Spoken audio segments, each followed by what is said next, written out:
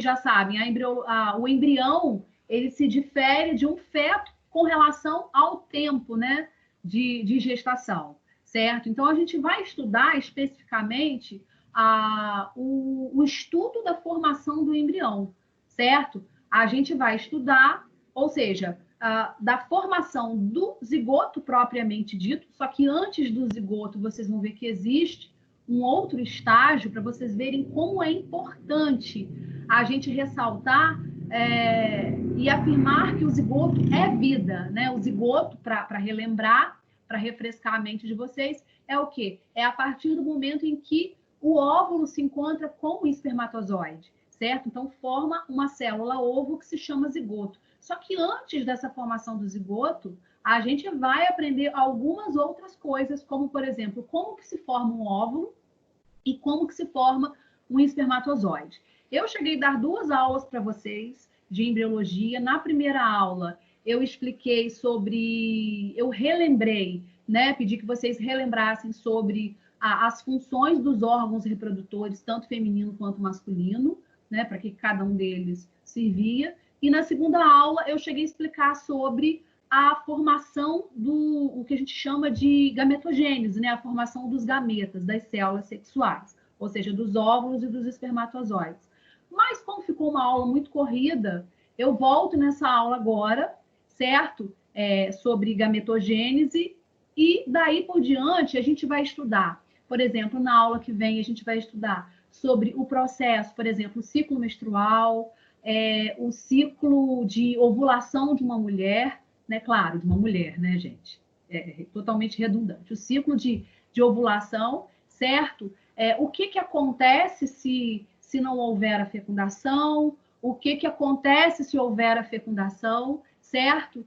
E os hormônios que estão envolvidos nesse processo, para aí sim, na terceira aula, a gente falar sobre as fases de um embrião, certo? Aí na quarta aula a gente vai falar sobre os anexos embrionários, ou seja, placenta, líquido amniótico. E aí a gente encerra com o conteúdo de alterações, de malformações do embrião, onde a gente vai ver assim algumas síndromes que vocês já viram comigo no conteúdo de biologia humana, quando vocês estudaram sobre mutações. Então a gente vai revisar algumas síndromes, certo? Algumas más formações congênitas, ou seja, de formação do embrião, ok? E, na verdade, tudo isso se resume até o terceiro mês de gestação, porque até o terceiro mês de gestação a gente afirma que existe um embrião. A partir desse segundo trimestre, esse embrião se transforma num feto. Então, já foge o nosso conteúdo de embriologia. Eu, de acordo com os meus planos, conforme eu sempre sigo, eu acho super interessante, falei isso na aula passada, acho super interessante dar em forma de seminário o segundo trimestre e o terceiro trimestre, para que o aluno entenda todo o processo de gravidez, né? Mas não cabe ao conteúdo de embriologia. Então, se der tempo, de acordo com o nosso cronograma, vai haver esse seminário. Eu confirmo com vocês depois. Se não der tempo, a gente fecha o nosso conteúdo normal, a nossa ementa de forma normal, sem realizar esse conteúdo extra. Tudo bem? Tranquilos? Podemos prosseguir? Vamos então. Vamos lá, gente. Quando a gente diz... Vocês estão me ouvindo? Legal?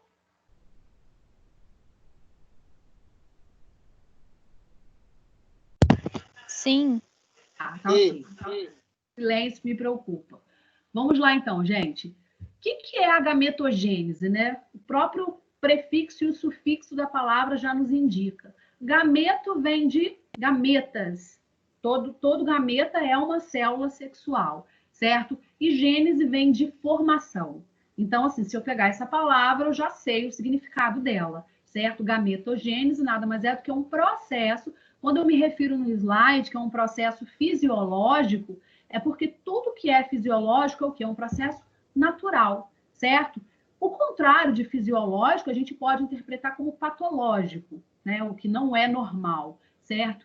Então, é um processo fisiológico onde ocorre o quê? A produção dos gametas. Esses gametas são o quê? São células sexuais, certo? Lembrando que só existem 2 tipos de células sexuais, que são os espermatozoides e os óvulos, certo? Eu não coloquei aqui alguns conceitos que vocês têm que lembrar, certo?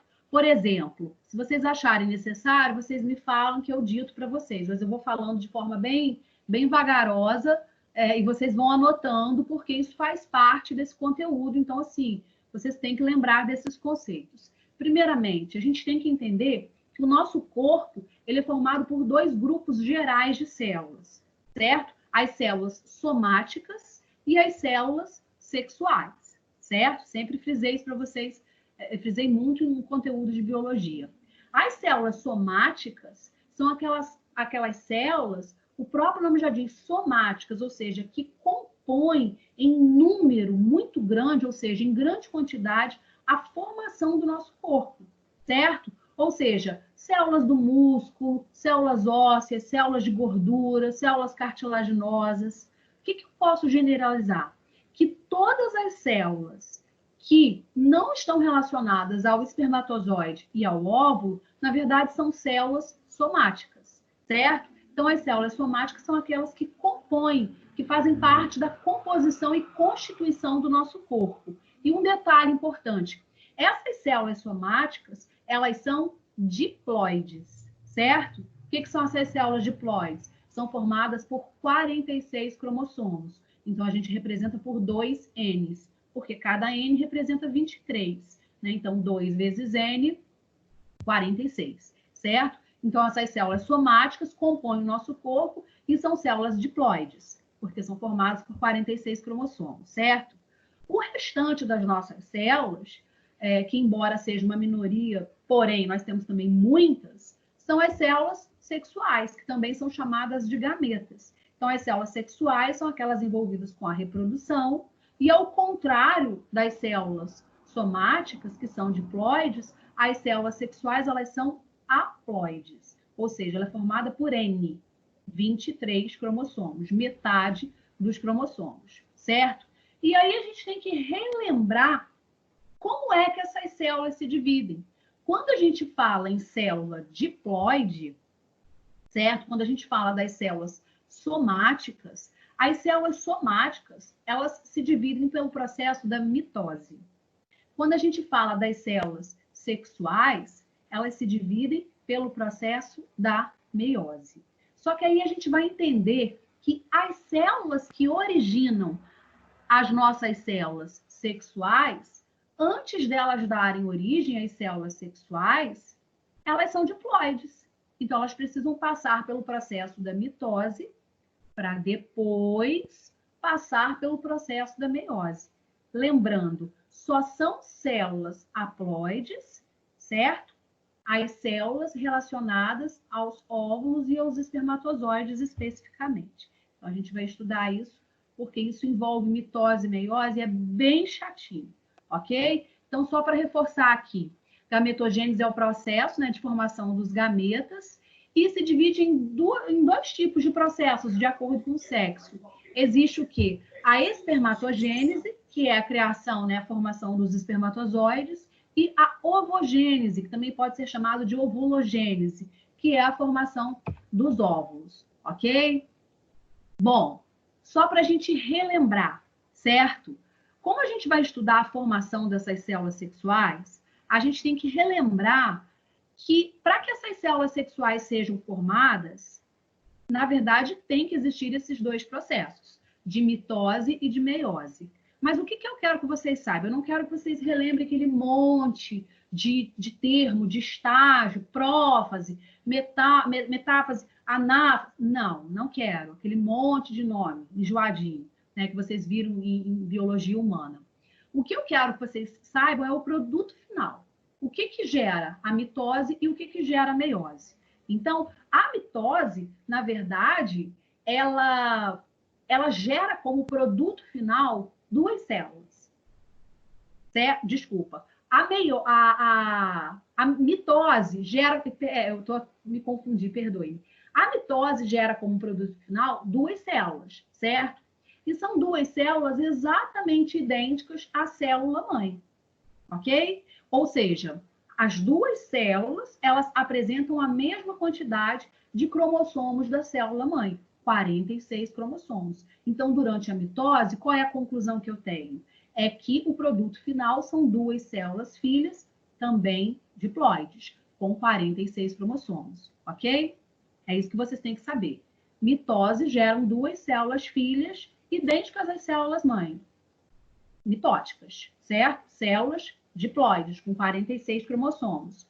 Já a meiose, ela origina no final, em vez de 2 células, ela origina 4 células filhas, certo? Com 23 cromossomos cada uma. Mas aí vem, se vocês observarem o desenho, vocês estão vendo que na mitose existe apenas um processo de divisão, embora existam 4 fases, certo? Não existe, por exemplo, mitose 1 e meiose 1. Já na meiose existe. Por isso que a gente observa que no final existem 4 células. Por quê? No primeiro processo de meiose, que a gente chama de meiose 1, originam-se 2 células, ok? E depois, cada uma dessas 2 células originam mais 2 células. Então, durante a meiose 1, são formadas 2 células.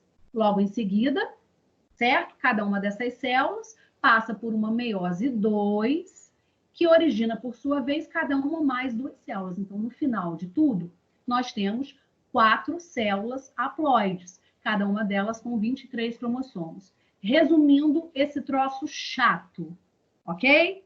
Que eu sou bem realista. Mitose. Geram-se 2 células filhas diploides, com 46 cromossomos. Meiose. Geram-se 4 células filhas haploides, com 23 cromossomos cada uma delas.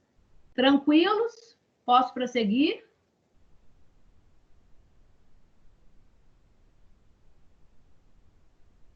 Sim?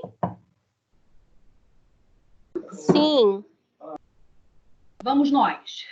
Bom, a aula de hoje não é grande não, tá, galera? O que é espermatogênese? A gente tem que entender que, vamos lá, algumas coisas que eu vou fugir dos slides, certo?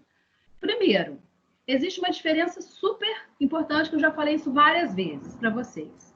A espermatogênese, ou seja, o processo de produção dos espermatozoides, ele começa, na verdade, na puberdade do garoto, certo?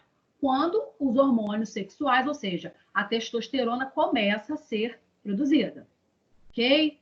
Agora, a ovogênese, vocês vão ver que é um pouquinho mais diferente.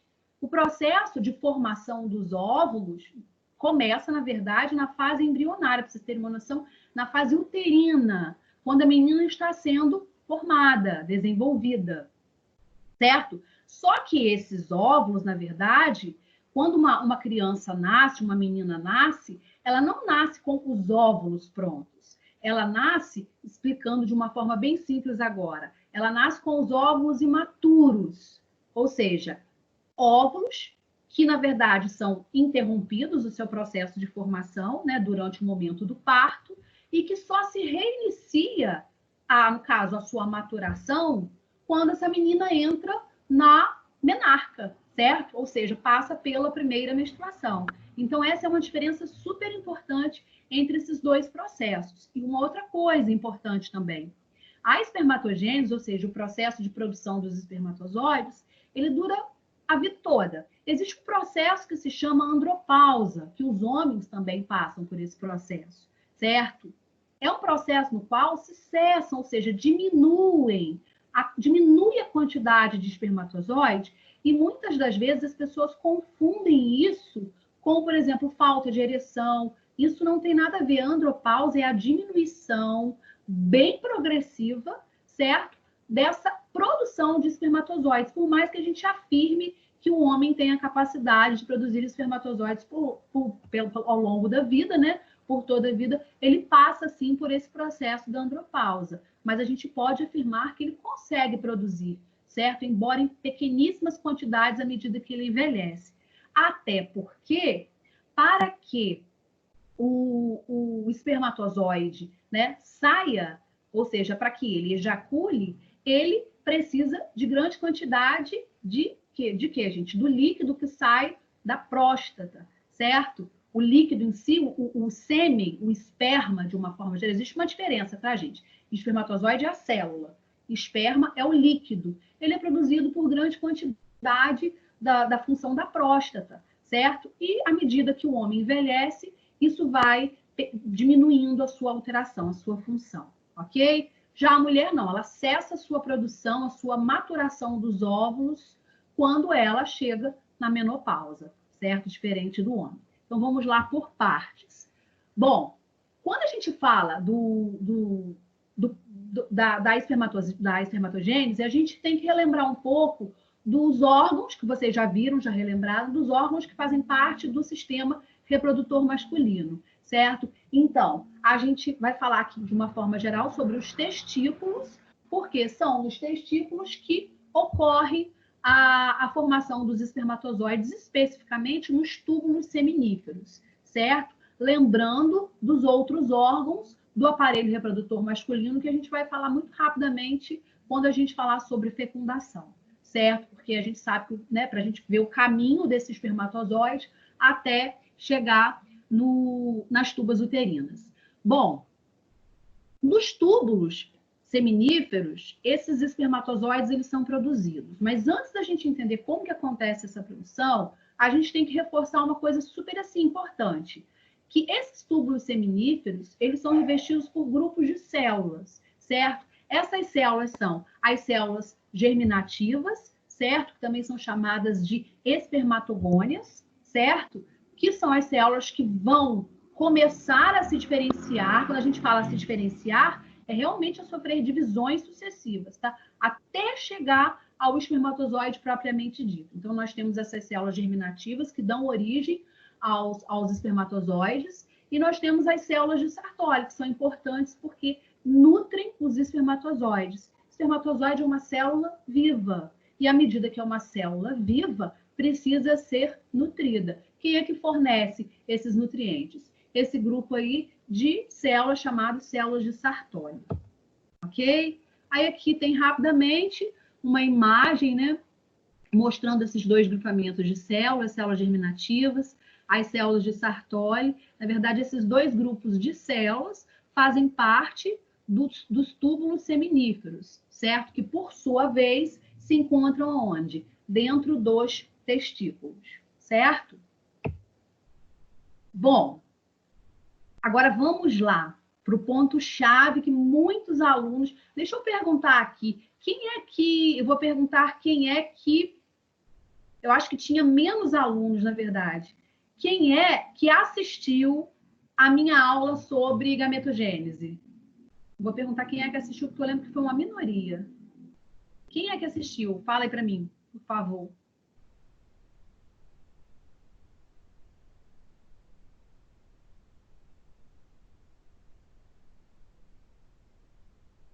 Gente, responde, please. Eu não assisti, não. Assisti. Acha que não assistiu? Eu fiz uma imagem no quadro, esse desenho, a imagem que eu vou mostrar para vocês, eu fiz no quadro. Mas eu vou explicar para vocês como se eu não tivesse explicado, tá? Porque é bem chatinho isso, e eu quero que vocês me alertem se vocês não entenderem.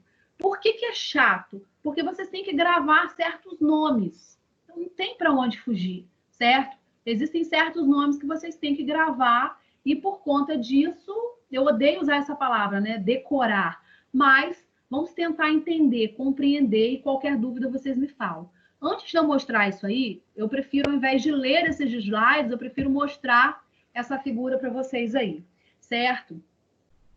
Bom, vamos lá. O que eu quero que vocês entendam a princípio? Primeira coisa, a gente tem que entender que nos testículos, certo? Vamos entender que o rapaz já se encontra na sua puberdade, os testículos já começam a produzir grande quantidade de testosterona, e aí já começa a sua produção de espermatozoide. Só que para chegar ao ponto de serem produzidos os espermatozoides, existe todo esse processo aí bem enjoadinho. Então, vamos entender o seguinte, olha só. As primeiras células, que a gente fala que são células germinativas, ou seja, as primeiras células, certo? Que são células germinativas, elas sofrem um processo de mitose. Presta atenção, galera. Olha o microfone, pessoal. Cuidado com o microfone aí, gente. As primeiras células germinativas, elas sofrem um processo de mitose, ou seja, vão gerando duas células que, por sua vez, se dividem, vão gerando mais duas células. Então, o primeiro processo de divisão que surge para que sejam formados os espermatozoides lá no final, o primeiro processo de divisão é a divisão mitótica, certo? Aí, o que acontece? Essas células germinativas, elas vão sofrendo diversas mitoses e geram essas primeiras células que vocês estão vendo aí. Deixa eu até colocar, acho que fica maior para vocês. Não, acho que não altera, não. Acho que só o meu rosto mesmo que... Achei que ficasse maior para vocês na tela. Essas primeiras células que surgem a partir da mitose são as espermatogônias, certo? Se as espermatogônias surgem a partir da mitose, consequentemente, eu sei que essas células são diploides, ok? Tudo bem? Então, ó, as células germinativas, elas começam a sofrer mitose, geram duas células, que por sua vez sofrem mitose, geram duas células e assim por diante. Então, assim vão surgindo várias espermatogônias. Aqui eu estou dando exemplo de uma espermatogônia para vocês terem uma noção de que uma espermatogônia, no final de tudo, geram 4 espermatozoides. Então, a gente vai entender passo por passo. Essa espermatogônia que surge por meio de uma divisão mitótica, se surge de uma mitose, eu sei que é uma célula diploide, ok? Só que para essa célula diploide, essa célula novamente se dividir e passar pela meiose, o material genético dentro dela precisa crescer, precisa se multiplicar. Lembra daquele período, né, de intérfase, ou seja, cresce, né, multiplica-se aquela quantidade de DNA. Porque vocês imaginam, essa célula, supondo que ela tenha 46 cromossomos, certo? Para ela precisar se dividir e no final gerar 4 células, essa quantidade de cromossomos tem que se multiplicar muitas vezes.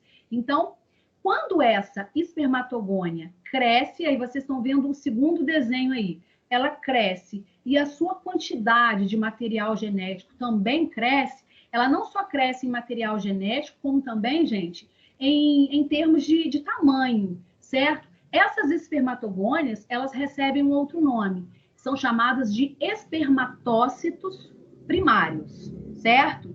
Então, é importante que vocês gravem essa ordem.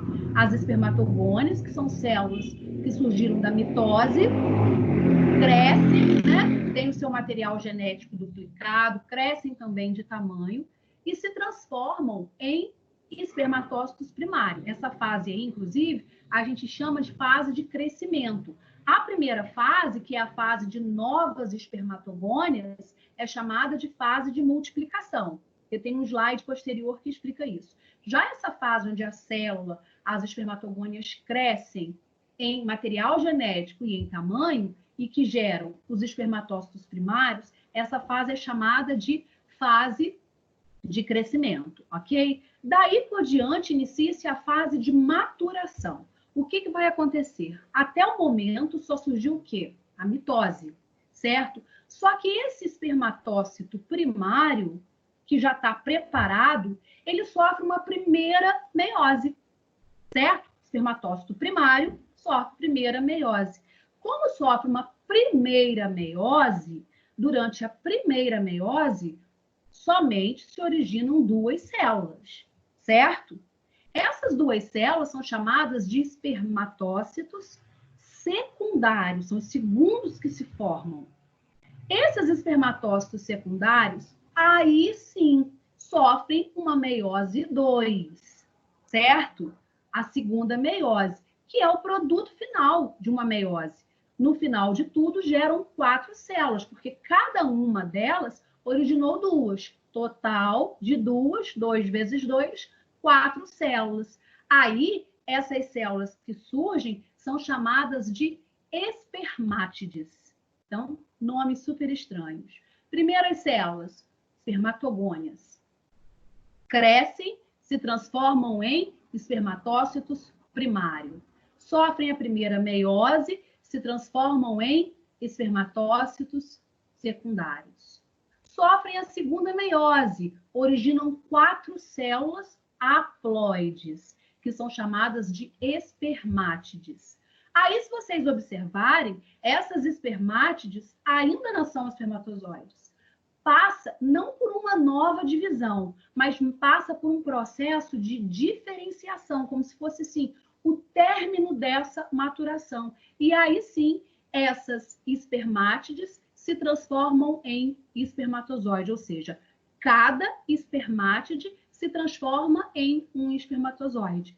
Resumindo, que muitas questões... Gente, por exemplo, não é o interesse de vocês fazerem Enem, vocês já estão, né, dentro da faculdade. Mas, por exemplo, tem questão do ENAD que cai essa parte de embriologia, certo? Então, qual a conclusão que a gente tem desse processo da espermatogênese? Que para cada espermatogônia, para cada célula inicial, mesmo que ela seja diploide, surgem várias divisões e, no final, cada espermatogônia gera 4 espermatozoides. Isso vocês imaginam. Milhares de espermatogônias são formadas. Muitas vezes, milhares de espermatozoides são formados. Eu vi uma questão uma vez, eu acho que foi, eu não me lembro exatamente se foi no ENAD ou se foi no Enem, que eu vivo separando questões, né, desses blocos, que pergunta assim, se existe, calculando 500, existem muito mais, tá, gente? Mas o cálculo era o seguinte, existindo 500 espermatogônias, qual é o processo final? Qual é a quantidade final de espermatozoides? Qual é o cálculo que deveria ser feito? Qual é o cálculo, gente, que deveria ser feito? Se existissem, né, determinando aqui uma quantidade N igual a 500 espermatogônias, 500 células iniciais, células germinativas, quantos espermatozoides existiriam, seriam produzidos no final? 2.000? Aí. Seria o quê? 500 vezes 4. Perfeito. Né? Se cada espermatogônia gera, né, 4 espermatozoides, basta a gente multiplicar a quantidade de células germinativas vezes 4. Por isso que a quantidade de espermatozoides produzidos é imensamente maior do que uma quantidade de óvulos produzidos. Vocês vão ver a diferença. A diferença é o quê? O homem, ele produz cerca de 4 vezes mais células germinativas do que uma mulher. Para cada espermatogônia, surgem 4 espermatozoides. No caso da mulher, para cada ovogônia, né, que é a célula germinativa feminina, né, a célula inicial, surge apenas um óvulo, certo? Então, o homem, ele produz muito, muito, muito mais espermatozoides, ou seja, 4 vezes mais a quantidade de células sexuais do que uma mulher, certo? Lembrando que existem situações, a gente tem que levar em consideração que dessa quantidade imensa, infinita de espermatozoides que é produzida diariamente, muitos espermatozoides, por exemplo, deixa eu ver se é a próxima figura. Muitos espermatozoides, ó, as bases de uma forma geral do espermatozoide é o quê? O acrossomo, tá? Uma coisinha super curiosa. Lembra do complexo de Golgi? Que é aquela organelazinha citoplasmática que age como se fosse um correio da célula, que ajuda a armazenar, empacotar as substâncias produzidas pelo retículo endoplasmático. Quem produz o acrossomo, que é essa cabeça do espermatozoide, é o complexo de Golgi, tá, gente? É uma exceção com relação a alguma coisa produzida pelo complexo de Golgi. Aí existe o quê? A cauda, que a gente chama de flagelo. Tem um núcleo aí, né, no acrossomo, e o flagelo. Muitíssimos dos espermatozoides que são produzidos perdem o flagelo no meio do caminho, certo? Não conseguem ter a velocidade. Por isso que existem situações de pessoas que são inférteis, né, estéreis, porque às vezes elas têm quantidade de espermatozoide, porém, grande parte desses espermatozoides não tem a velocidade que deveria ter para alcançar o óvulo, certo? Existem homens, por exemplo, que nem têm espermatozoides capazes. Tem os espermatozoides, mas não tem espermatozoides capazes. Então, existem vários casos de esterilidade quando se trata da produção de espermatozoides, certo? Veja só para vocês, eu não vou ler isso aqui porque é toda a minha explicação, mas ficou claro isso aqui? Eu vou relembrar com vocês, revisar rapidamente, porque eu sei que isso é uma coisa enjoadinha. Então, eu vou revisar o que eu acabei de falar com vocês, certo? Se houver alguma dúvida, eu reviso novamente. Mas a parte primordial da nossa matéria é entender essa imagem e entender a imagem de formação dos óvulos. Então, eu quero que vocês saiam da aula de hoje entendendo esse contexto, certo? Células germinativas são as células iniciais, certo? Essas células germinativas, no caso do homem, elas começam a ser produzidas na puberdade. Então, essas células germinativas, elas são chamadas de espermatogônias. E elas são diploides. Então, elas vão sofrendo sucessivas divisões mitóticas e originando novas espermatogônias, certo? Cada espermatogônia, para que ela sofra uma futura meiose, ela precisa crescer em tamanho e em quantidade de material genético. E aí, quando ela cresce, ela sai dessa fase de multiplicação e passa por uma fase conhecida como fase de crescimento, certo? O próprio nome já diz. É uma célula que cresce em volume, cresce em tamanho, cresce em material genético. O que acontece? Esse material genético, ou seja, essa célula que cresce, ela já está preparada a passar pela sua primeira meiose. A quantidade de cromossomos dela já se duplicou, certo? E aí passa pela primeira meiose, essa célula passa a ser chamada de espermatócito primário, passa pela primeira meiose, e na primeira meiose surgem sempre duas células, certo? Essas duas células que surgem são chamadas de espermatócitos secundários. Recebem o nome de espermatócitos secundários, passam por uma segunda meiose, ok? Na segunda meiose, cada espermatócito que tinha sido originado sofre uma nova divisão. Então, se tinham 2, no total vão existir 4, certo? Ou seja, 4 espermátides. Essas espermátides passam por um processo final de maturação, ok? E geram os espermatozoides. Então, a gente pode dizer que cada espermátide gera um espermatozoide, ou seja, por meio de uma célula germinativa, de uma espermatogônia diploide, com 46 cromossomos, surge no final 4 espermatozoides, que são células haploides sexuais, certo?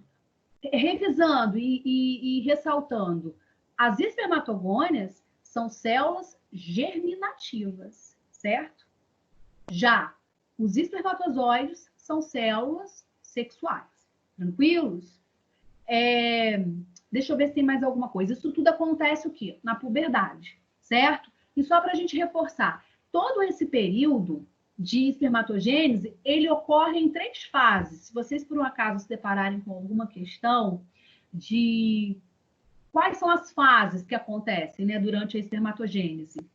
Primeira fase a gente chama de fase de multiplicação. O que é essa fase de multiplicação? É a primeira fase, onde as espermatogônias estão se multiplicando por mitose, assim, infinitamente, uma quantidade enorme. Então, a gente chama isso de fase de multiplicação.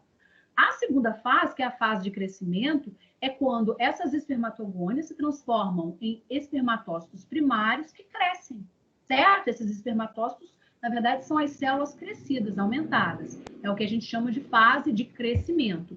Já a fase de maturação, ela vai desde esse espermatócito primário até o final, certo? Até a produção dos 4 espermatozoides. Então, na verdade, existem 3 fases durante todo esse processo. Fase de multiplicação, fase de crescimento e fase de maturação. Ficou claro isso, gente? Embora seja muito chato. Ficou claro isso? Dê um ok, por favor, para eu respirar. Sim. Janaína, Hum, os oi. espermatócitos secundários são células diploides também, né? Os espermatócitos secundários, espermatócitos primários, os espermatócitos secundários, sim, depois que eles vão sofrer o processo de células haploides quando eles passam pela meiose 2. Então, a gente pode se dizer que a meiose 1 acontece ainda por células de 46 cromossomos. Sim, isso aí. Perfeito. Show. Show? Tranquilos? Alguma dúvida? Não. Só você respondeu, gente, me fale aí, ok?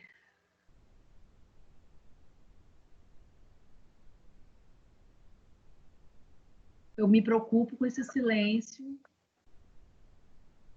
Ai, consegui ligar o microfone. Tá tudo ok, eu consegui entender super bem.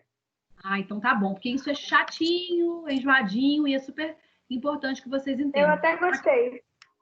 Ai, que bom. Não, vocês vão gostar muito dessa disciplina de embriologia. É muito legal. Isso aí, então, é o que tem mais chato. Mas se vocês compreenderem. Eu, por exemplo, me encanto com a embriologia. Eu amo essa disciplina. Eu, por exemplo, eu tive só a disciplina específica de embriologia. Não tive junto com histologia.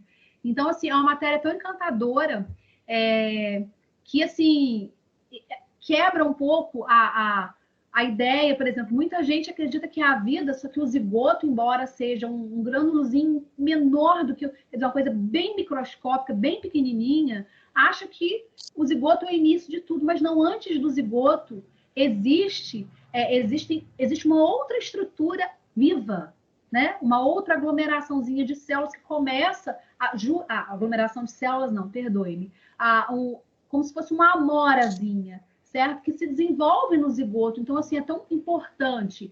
Quando a gente estuda o início de tudo, a gente dá tão valor às coisas. Por isso que eu afirmo muitas vezes que o zigoto é o início da vida mesmo. Mas antes do zigoto, vocês vão ver que ainda existe uma vida que vai originar mesmo tudo, certo? Então, assim, é muito legal essa matéria. Eu acho uma matéria muito interessante. Faz parte do nosso dia a dia.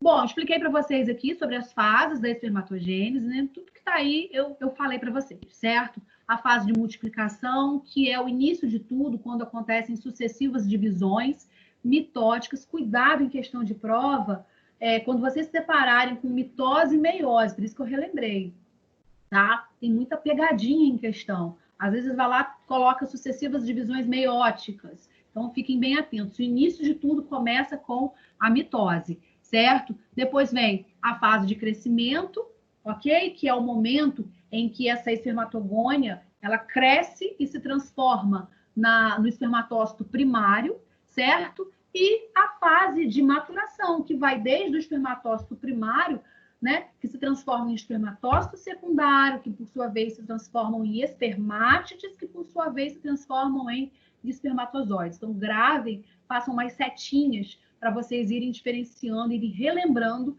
essa sequência de formações de células. São muitas células que surgem antes propriamente dos espermatozoides surgirem.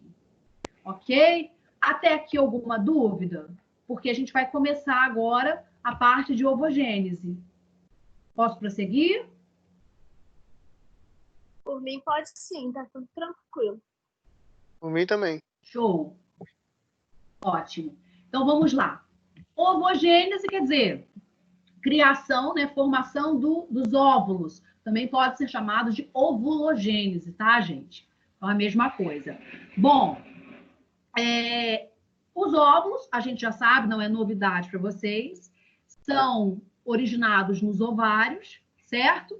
E esses óvulos, diferentes dos espermatozoides, eles começam a serem produzidos no período pré-natal e termina a sua maturação, né?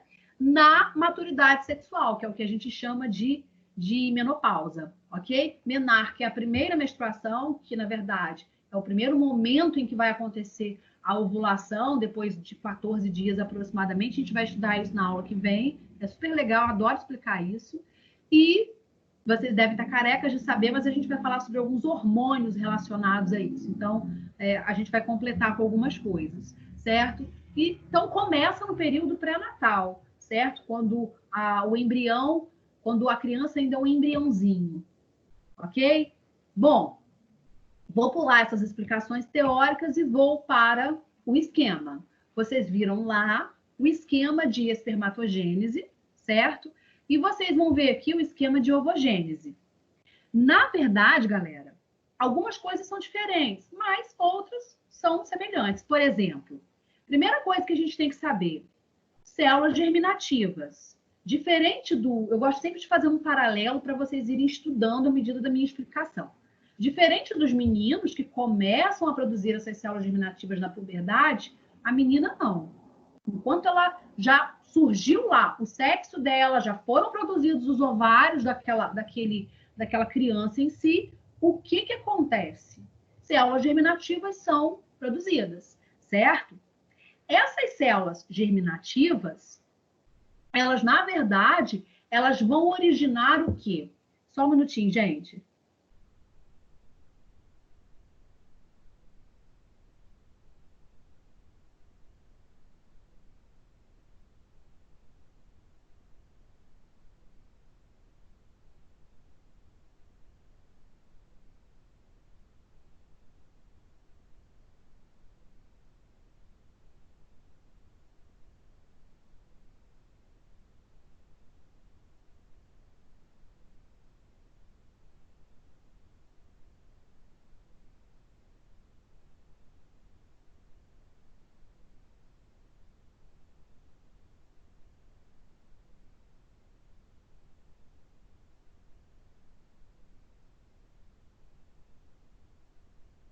Bom, vamos lá, voltando.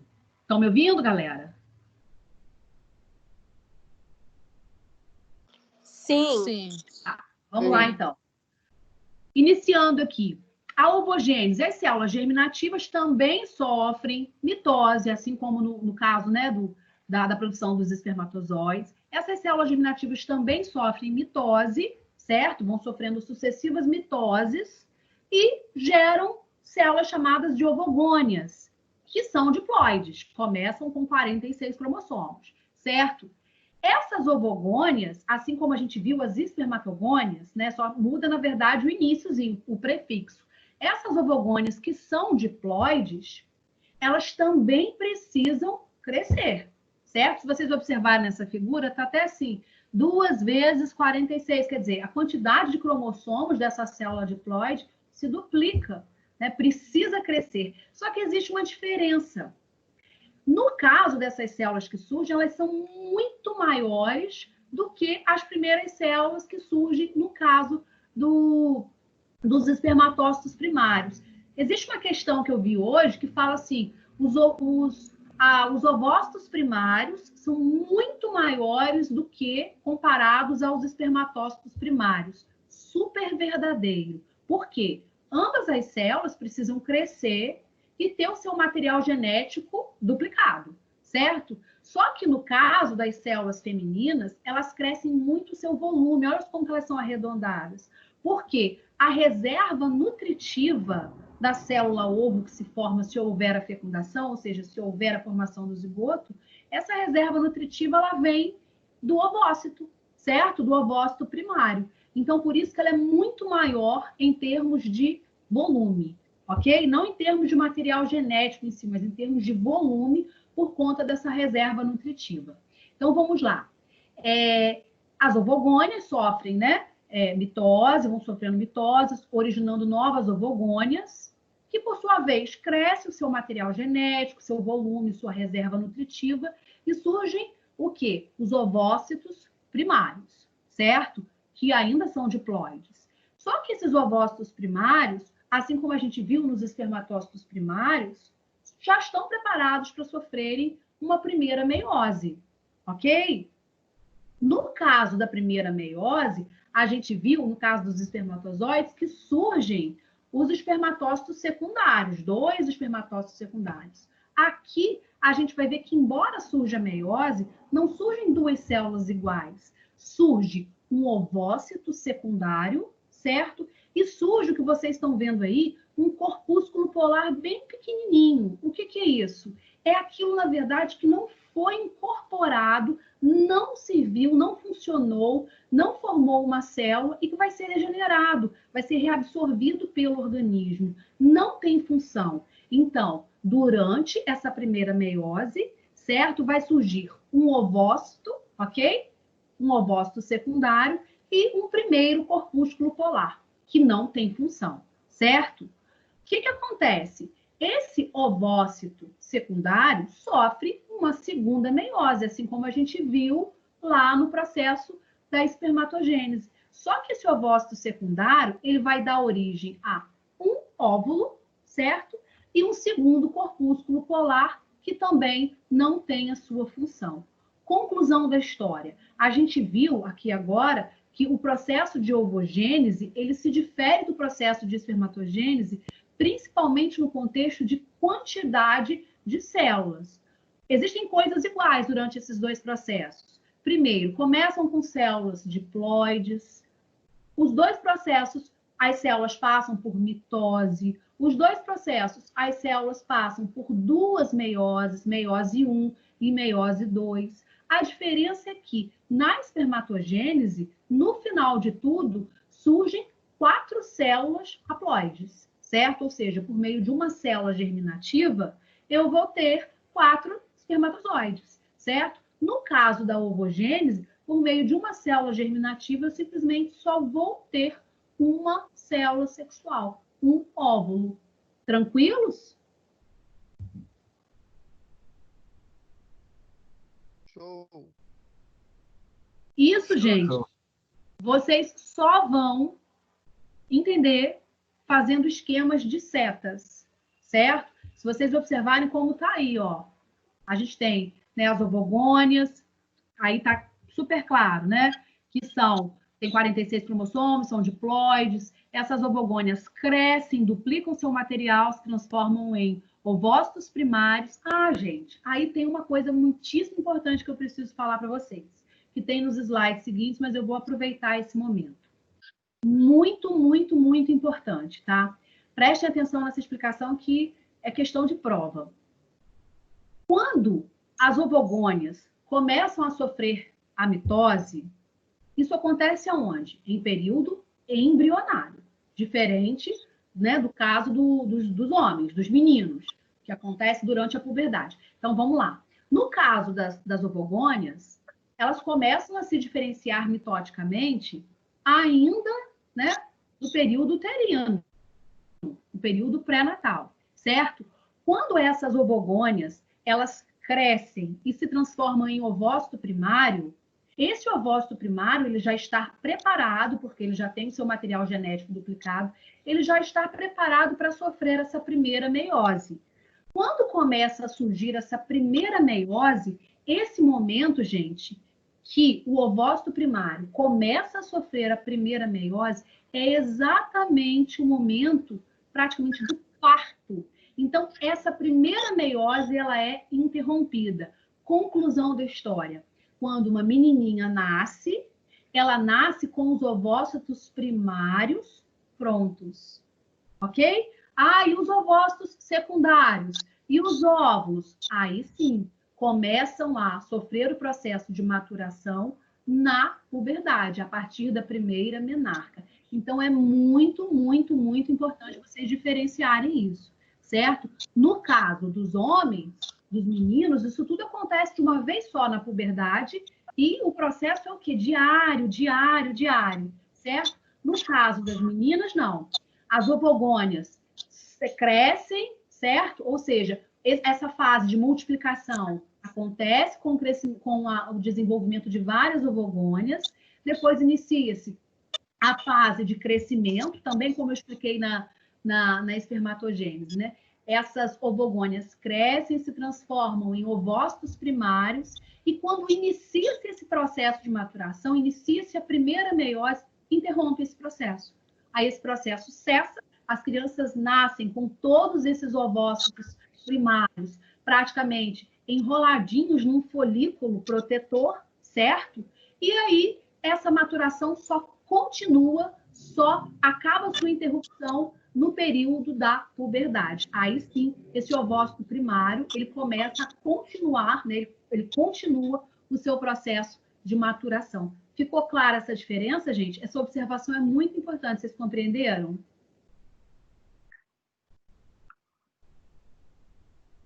Sim. Sim? Ok? Show. Então vamos lá. Oi? Só dei um ok. Show de bola. Ó, da mesma forma, galera, que a espermatogênese tem suas fases, existem as mesmas fases na ovogênese, só que existe uma diferença, e essa diferença está na fase de maturação, conforme eu falei para vocês, certo? A primeira fase, aí está escrito período, mas é fase.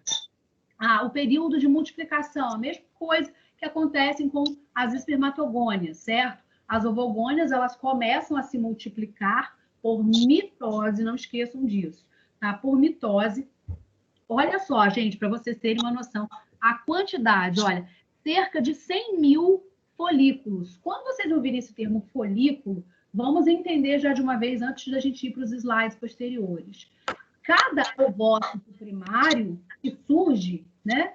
Esse ovócito primário, ele é revestido por células foliculares, certo? Ele é revestido por células foliculares. Então, é como se fosse um folículozinho que, à medida que vai amadurecendo, ele vai crescendo, crescendo, crescendo, até no momento certo de ovulação, esse folículo se abrir como se fosse um grãozinho, uma folhinha mesmo, que protege uma semente, certo? E liberar o óvulo. Então, quando a gente fala em folículo ovariano, é porque nada mais é do que uma célula, ou seja, uma camada de folicular, uma camada de revestimento, né, que a gente considera como um folículo, que protege esse ovócito primário. Então, as mulheres, né, nós mulheres nascemos com cerca de 100 mil folículos, onde dentro desses folículos estão os ovócitos primários, totalmente imaturos ainda, certo? O período de crescimento, que nada mais é do que esse ovócito, essa célula que eu acabei de falar para vocês, ela cresce, certo? Em tamanho, em reserva nutritiva, em quantidade de material genético, mas simplesmente quando ela começa o seu processo de divisão por meiose 1, né, para originar os ovócitos secundários, simplesmente essa fase é interrompida. Então, a gente diz que a fase de crescimento ela é interrompida onde? Durante o parto. Muita atenção em relação a isso. A fase de crescimento, né, do período de ovogênese é interrompida durante o parto. E essa fase de maturação, ou seja, essa continuidade da meiose 1 para originar os ovócitos secundários, o ovócito secundário, que por sua vez origina o óvulo, continua o quê? Mensalmente, a partir do momento da puberdade. Certo, gente? Lembrando que, embora vários ovócitos sejam ativados, certo? Apenas um se transforma em óvulo, ok? Isso é uma questão fisiológica. Não existe praticamente explicação para isso. Aqui eu explico para vocês o que eu acabei de falar, né? Que existe a fase de crescimento, que é onde as ovogônias, estou reforçando bastante para entrar por osmose na mente de vocês, onde as ovogônias crescem por mitose, certo? Depois, à medida que elas crescem, que elas se reproduzem, né, por mitose, inicia-se a fase de crescimento, onde essas ovogônias, elas crescem até se transformarem em ovócitos primários, certo? Que tem a sua primeira meiose interrompida durante o parto, até essa fase de maturação se iniciar na puberdade, quando esse ovócito primário termina sua meiose, origina o seu ovócito secundário, que por sua vez origina o seu óvulo, ok? Conclusão de tudo. Cada ovogônia origina um óvulo. Cada espermatogônia origina 4 espermatozoides, certo? Bom, formação do óvulo, né, conforme eu falei para vocês aqui. Deixa eu só explicar uma coisa para vocês aqui, que na verdade eu vou até dar um material da aula de semana que vem. Esse corpúsculo polar que se forma, né, a gente viu que existe a formação de um ovócito primário, certo? Depois o ovócito secundário, primeiro corpúsculo polar, o óvulo e depois o segundo corpúsculo polar. Esse corpúsculo polar ele é absorvido. Na verdade, ele não se incorporou ao óvulo formado, certo? Ao ovócito formado. E aí, o que acontece? Deixa eu ver se está no slide, tá? À medida que esse ovócito... atentos a isso, e eu vou relembrar isso na aula de semana que vem, que eu vou falar sobre hormônios, os hormônios com relação à formação do embrião. Quando esse ovócito primário, ele surge, ainda mesmo, né, no período pré-natal, eu já falei para vocês, esse ovócito primário ele é revestido por um folículo. Quem é que estimula essa produção desse folículo? Simplesmente um hormônio chamado FSH. E não é à toa que ele recebe esse nome. FSH, hormônio folicular estimulante, certo? Ou seja, estimula, é um hormônio que estimula a produção desse folículo. Então, o ovócito primário, ele é revestido por um folículo que, por sua vez, só é produzido por conta desse hormônio FSH, ok? Aí, o que acontece? Vamos lá. Quando acontece, deixa eu ver aqui se nesse slide aqui. Isso, esse aqui.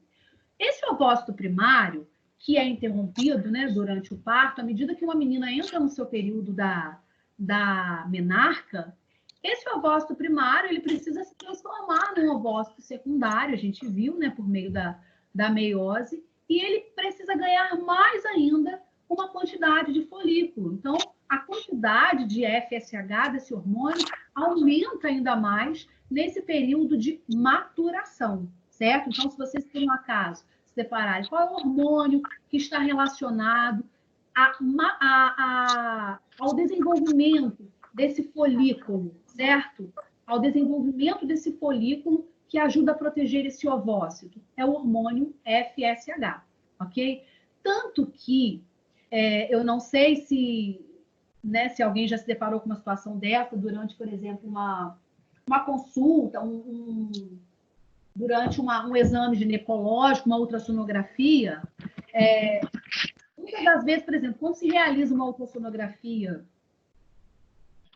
para avaliar, por exemplo, como que estão como que está o útero, né, de uma forma geral, o médico ele consegue avaliar se aquela pessoa ela está próximo de ovular, certo? Porque quando ela está próxima de ovular, significa que esses folículos eles estão bem espessos, certo? Então, ele pode dizer, a sua ovulação está próxima, os folículos apresentados aqui, certo? Isso, gente, perdoe-me, nos ovários, tá? Eu falei útero, mas isso acontece nos ovários, ok?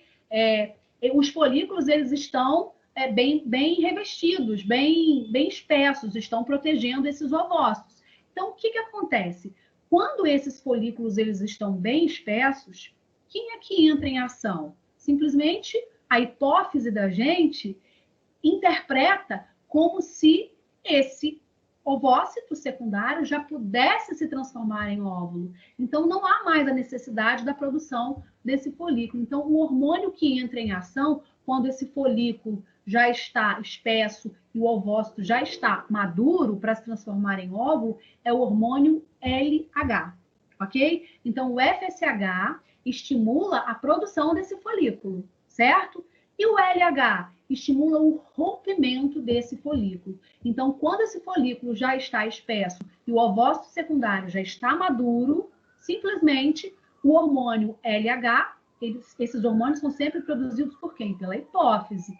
O hormônio LH estimula essa abertura desse folículo e a transformação do ovócito secundário em ovócito em óvulo, ok? Então, é super importante vocês associarem esses dois hormônios, o FSH e o LH. Alguma dúvida? Gente, tem alguém perguntando alguma coisa em chat? Aqui eu tô vendo que temos, eu não consigo enxergar. É alguma pergunta, alguma dúvida?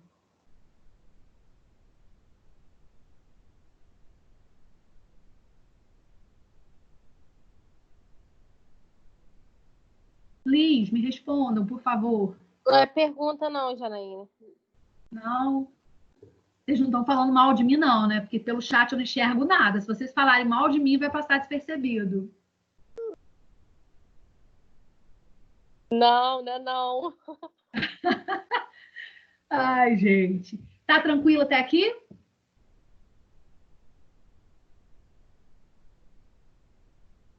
Tá, gente? Assim. É uma matéria, hoje o conteúdo, eu coloquei assim, já está quase acabando, tá, gente? É por conta do conteúdo ser, embora seja pequeno, é um conteúdo muito exaustivo quando a gente fala de mitose e meiose. É cansativo esse monte de nome. Então, eu coloquei bem pequenininho hoje por conta disso, certo? Gente, olha só. Esses dois quadros, esse e esse, são dois quadros assim que eu digo para vocês que, na verdade, eu sintetizei o máximo possível esse conteúdo, eu fui pegando mesmo informações bem sucintas, bem importantes. E esses dois quadros são super importantes porque eles ressaltam sobre a diferença, né, entre a espermatogênese e a ovogênese. Então, eu não vou nem ler essas diferenças aqui, porque isso é legal para vocês, na hora que vocês forem estudar, vocês darem uma lida, né, nesses slides. Só para relembrar, gente, que as provas de vocês vão ser online. Vocês já sabem que vão ser online, né?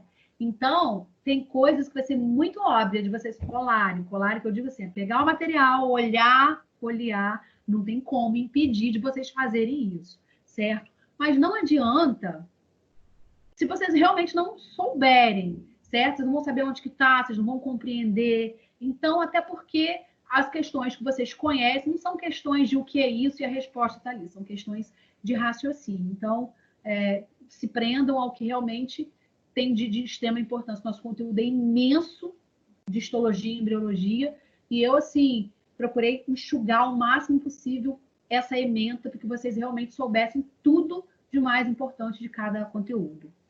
As diferenças básicas, né? Vou resumir aqui para vocês algumas. No caso da espermatogênese, acontece durante toda a vida, inicia-se na puberdade, certo? No caso da ovogênese, já é o contrário. Inicia-se no período embrionário e termina-se no período de menopausa, certo? As células que se formam, essa é a segunda diferença que eu vou falar para vocês, que na verdade é quase que a principal, certo? As células que se formam para cada ovogônia surge um óvulo, para cada espermatogônia surgem 4 espermatozoides, ou seja, 4 células.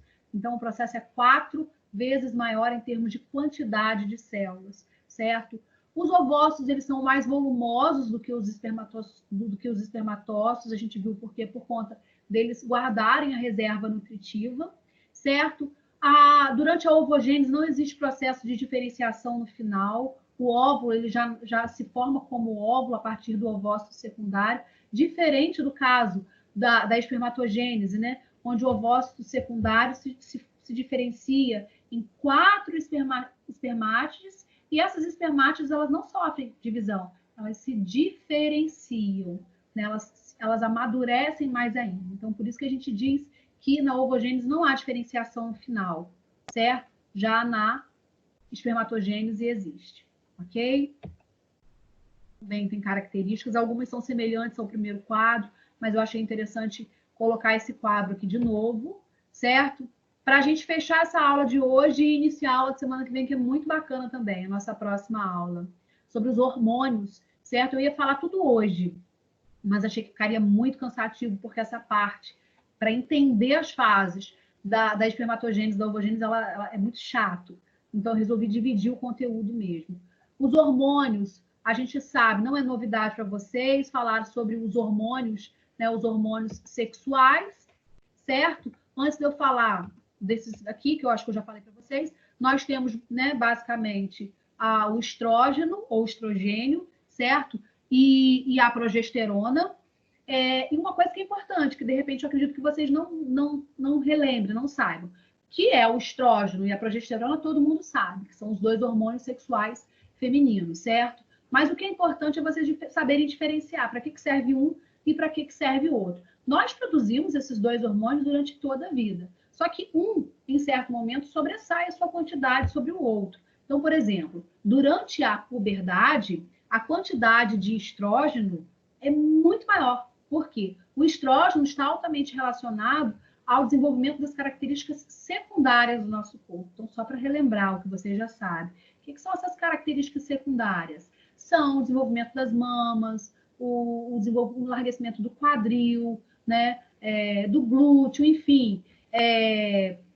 Características que, quando a gente fala secundárias, porque surgem em um segundo momento da vida dessa mulher, certo? Dessa menina em si. Então, o estrógeno é importante para esse surgimento dessas características, certo? Das características secundárias, para, na verdade, dar um impulso ao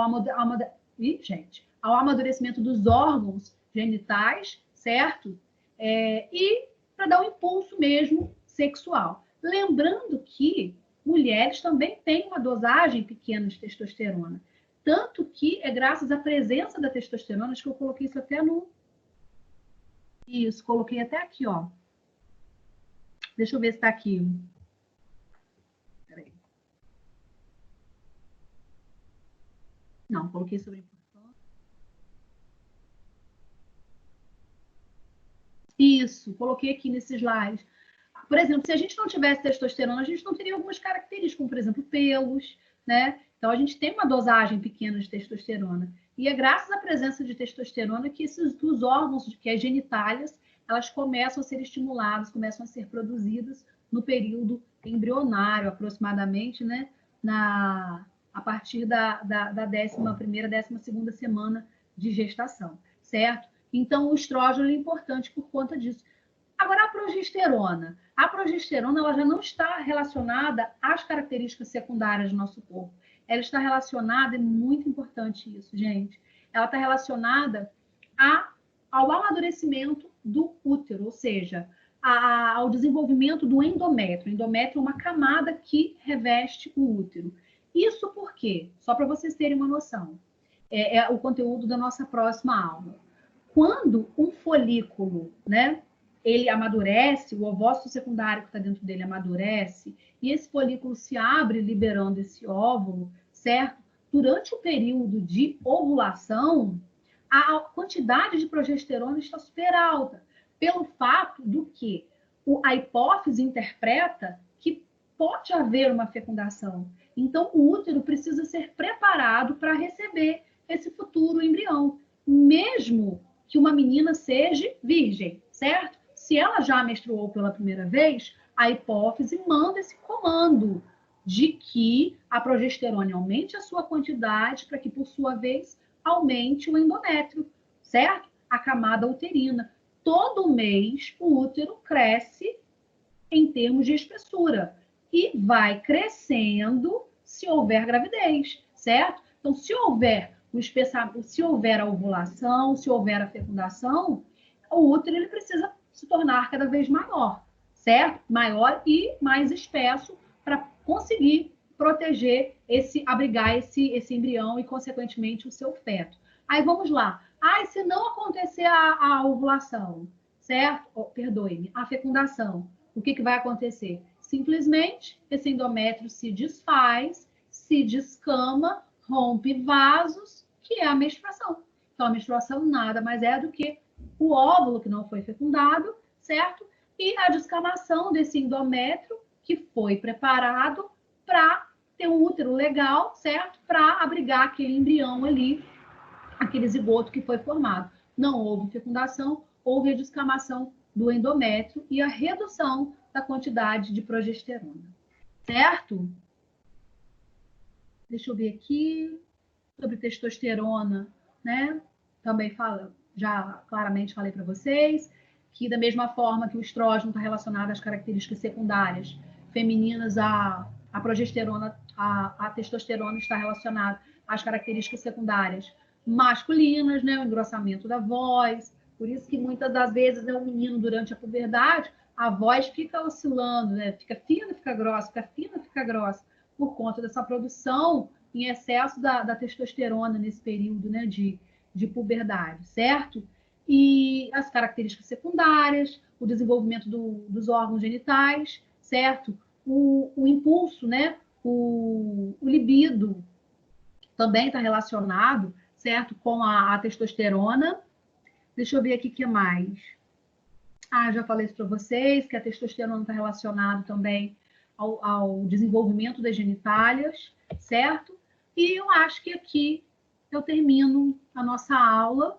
Sim, termino a nossa aula.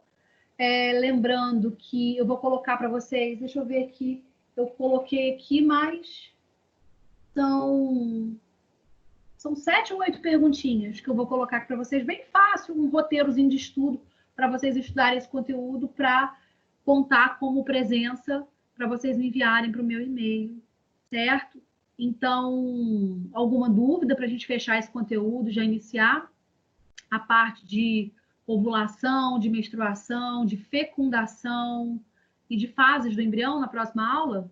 Podemos? Alguma dúvida?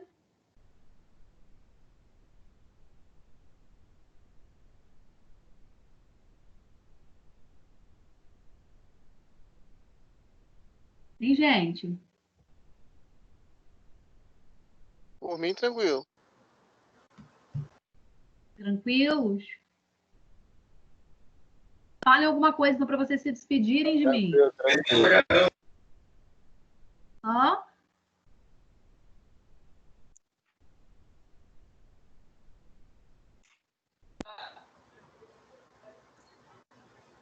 Aparece aí, gente. Pode aparecer. Eu tô com o microfone desligado porque minha avó ligou para cá agora e tá falando por vídeo, e se eu ligar o microfone já era. Entendi. Mas ficou claro esse conteúdo, gente? Ficou sim, Janaína. E Janaíne? Ai, tô te vendo. Então tá bom, gente. Janaíne? Oi. Janaíne? Oi. Aqui feio aqui na pista ali perto da minha casa. Eu nem ouvi o sei, barulho. Nem sei, eu só sei que tô vendo só passar bombeiro e ambulância. Eu ouvi, não sei se vocês ouviram aqui também, um barulho de ambulância. Foi pertinho aqui. Eu ouvi. Ai, meu Deus, tomara que não seja nada grave, né? Já não basta as coisas que estão acontecendo. Tchau. Beijos, fiquem com Deus, tá? Eu vou colocar isso para vocês hoje, agora há pouco, agora mesmo. Boa noite, Janaíne, um beijo. Outro beijo, fiquem com Deus. Tchau, tchau.